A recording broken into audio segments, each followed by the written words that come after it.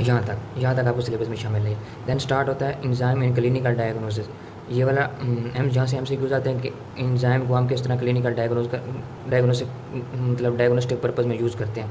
तो ये आपने यहाँ पे रीड करना है। फिर मुख्तलिफ डिजीज़ में एंजाइम ना डायग्नोस्टिक टूल एज यूज़ होते हैं, ALT और AST। ये लीवर के लिए बहुत स्पेसिफिक होते हैं। ये आपने ना लाजमी देखना है कि ALT की वैल्यू कहाँ बढ़ेगी और लीवर की वैल्यू लीवर में ये किस तरह इफेक्ट हो रही होती है।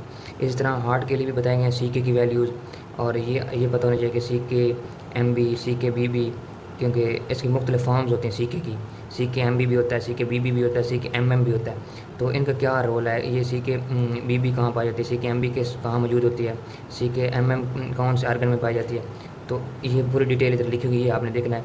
उसके बाद जब आपने देख लिया उसके बाद ये मायोकार्डियल इन्फेक्शन में इनका क्या रोल है कि जब इन्फेक्शन हो जाए बंदे को तो वो कौन सी वैल्यू पहले बढ़ेगी, CK MB बढ़ेगा, CK 1 बढ़ेगा, CK 2 बढ़ेगा, CK 3, क्योंकि CK 1 का नाम BB होता है, CK 2 का नाम MB होता है, CK 3 का नाम MM होता है। तो ये आप इस तरह लिख लें अलग करके। फिर मुख्तलिफ डिजीज़ में ये किस तरह, अगर MI हो गया तो कितने घंटे में उसकी वैल्यू बढ़ेगी, नॉर्मल कब होगी, ये आपको पता होना चाहिए पूरी डिटेल में। यहाँ से ना वो MCQ क्लिनिकल सिनेरियो फॉर्म में ना आपसे MCQs पूछता है। देन आपने चैप्टर नंबर 6 सदिया से देखना है। चैप्टर नंबर 6 होगा सदिया में, वहाँ पे ना एंजाइम के टेबल बने होंगे, वहाँ पे उसका रोल लिखा होगा मुख्तलिफ एंजाइम का। ये देख सकते हैं टेबल नंबर आपने 6.8, उसमें आपने सिर्फ ये वाला जो ऊपर लिखा हुआ ना थेराप्यूटिक एप्लीकेशन लिखी हुई हैं, तो ये जितने ये एंजाइम लिखे हैं ये आपने करने, ये नीचे वाले नहीं करने हैं, ठीक है। यहाँ से ना MCQs आता है। अल्फा 1 एंटीट्रिप्सिन का मैंने एक दफ़ा आया था, मैं स्ट्रेप्टोकाइनेज को उसने पूछा था। तो ये जो ऊपर रोल लिखा है ये आपने करना है, ठीक है। उसके बाद टेबल आपने करना है 6.9, यहाँ से कन्फर्म MCQs आता है।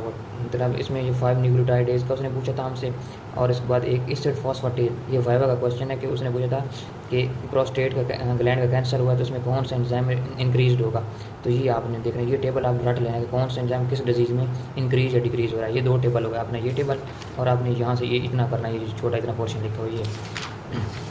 देन उसके बाद आपने टेबल करना है ये लास्ट वाला 6.14 या ना, हाँ 6.14।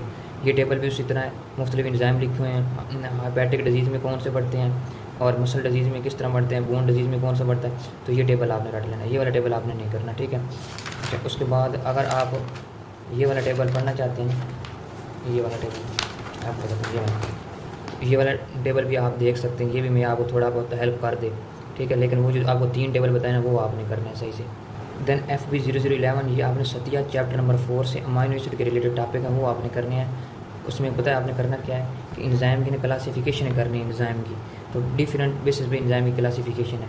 तो आपने ये टेबल करना है, ये वाला जो टेबल दिया हुआ है आपको, आप देख सकते हैं इजीली कि ये वाला table enzyme amino acid with aliphatic side chain, कौन से एंजाइम अमाइनो एसिड हैं उनके लिए।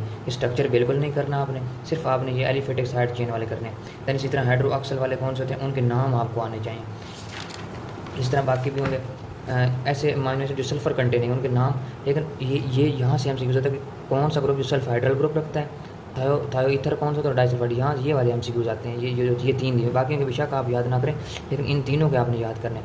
फिर ऐसे अमाइनो एसिड बताएं जो स्टिक होते हैं, ये आपने रट लेने हैं। बेसिक अमाइनो एसिड के नाम आपने रट लेने हैं, एरोमेटिक के और अमाइडो, ये वाला MCQ आता है। और इसका ये ग्रुप भी पूछते हैं, ये वाला जो है ना एरोमेटिक के नाम बताओ, ये वाले ग्रुप बेशक आप ना करें, लेकिन ये अमाइनो ग्रुप जो है ना आई वाला प्रोलीन इसमें अकेला आता है, और इसका ये वाला रिंग पूछते हैं, ठीक हो गया। ये आप कुछ क्लासिफिकेशन यहाँ से हो जाती है। दैन आपके सिलेबस में है कि अमाइनो एसिड ग्रुप क्लासीफाई करें on the base of polarity. तो जब आप ये वाले यहाँ से पढ़ लेंगे ना तो फिर पोलैरिटी की बेस पे क्लासिफिकेशन करना आसान हो जाएगी। उसमें नॉन पोलर कौन से हैं, पोलर कौन से हैं, पोलर होंगे तो वो सोलुबल होंगे, सोलुबल होंगे वो होंगे जो हाइड्रोक्सिल ग्रुप रखते होंगे। तो यहाँ से पीछे वाला अगर पढ़ के तो यहाँ से आपको आसानी होगी, ठीक है। तो ये सारे पोलर अमाइनो एसिड और ये नॉन पोलर वगैरह सारा लिखे हुए हैं। तो ये आपने ना आपके नोट्स बना लोगे ना अच्छे से करके तो फिर इजी आसानी होगी। यहाँ से आपको ना रट्टा मारोगे तो मुश्किल होगी, क्योंकि जो पोलर होते हैं वही सोलुबल होते हैं। तो फिर पोलर उधर पीछे से देख लेने कौन से पोलर हैं, वो चार्ज वाले भी हो सकते हैं, अनचार्ज भी हो सकते हैं। फिर आपके सिलेबस में है कि न्यूट्रिशनल क्लासिफिकेशन करें एंजाइम की, तो वो 2 तरह की है। ये है कि एसेंशियल अमाइनो एसिड के नाम बताओ और नॉन एसेंशियल के नाम बताओ। तो ये एसेंशियल अमाइनो एसिड के नाम लिखे होंगे, ये है निमोनिक्स है, तो ये आपने रट लेना है। और नॉन एसेंशियल के आपने बाकी नाम याद कर लेने हैं। और ये कंडीशनल एसेंशियल बेशक आप नाम भी याद करें, ये छोड़ दें, लेकिन एसेंशियल और नॉन एसेंशियल अमाइनो एसिड के नाम आपको पता होने चाहिए। देन अमाइनो एसिड की क्लासिफिकेशन है मेटाबॉलिक के बेस पे कि कौन से ग्लूकोजेनिक होते हैं, कौन से कीटोजेनिक होते हैं। ये आपका कन्फर्म एक एमसीक्यू है, इसमें 2 ही आते हैं, ल्यूसीन और लाइसिन। ये इंपॉर्टेंट एमसीक्यूज है कि कीटोजेनिक अमाइनो एसिड के नाम बताओ, और ग्लूकोजेनिक और कीटोजेनिक कुछ होते हैं, वो दोनों होते हैं, उसमें ये 4 आ जाते हैं, ट्रिप्टोफैन, फिनाइलएलैनिन, टायरोसिन, एसोल्यूसिन। तो ये आपने 4 याद कर लेने हैं, और कीटोजेनिक के लिए ये 2 याद कर लेने हैं। बाकी ग्लूकोजेनिक में बाकी जितने बचते हैं वो सारे आ जाएंगे। तो इस तरह क्लासिफिकेशन आपकी आसान हो जाएगी, ठीक है। फिर आपके सिलेबस में शामिल है कि अमाइनो एसिड की फिजिकल प्रॉपर्टी बताएं और केमिकल। तो फिर आपने यहाँ से स्टार्ट कर देना है, फिजिकल प्रॉपर्टीज़ उसकी कौन कौन सी होती हैं, then chemical properties, physical properties ये आ रही हैं, और केमिकल प्रॉपर्टीज़ भी आगे लिखे हैं ये वाले। तो यहाँ तक आपने करना नॉन स्टैंडर्ड अमाइनो एसिड से ऊपर तक। तो ये आपका ना अमाइनो एसिड का भी हो जाता है। ये जो रिएक्शन वगैरह लिखे हुए हैं बेशक आप ना करें, लेकिन इनकी ना कुछ प्रॉपर्टीज़ हैं वो आपने देख लेना, डीकार्बोक्सिलेशन कैसे होती है, रिएक्शन विद अमोनिया के साथ करते हैं वगैरह। तो ये बेसिक आपको पता हो। ये अगर पूरा रिएक्शन ये सिलेबस में ये कुछ नहीं आता, बस ये आपको इसकी थोड़ी बहुत प्रॉपर्टीज़ बताऊँगे कहाँ कहाँ ये यूज़ होते हैं, बस ये आपको यहाँ तक ख़त्म हो जाता है।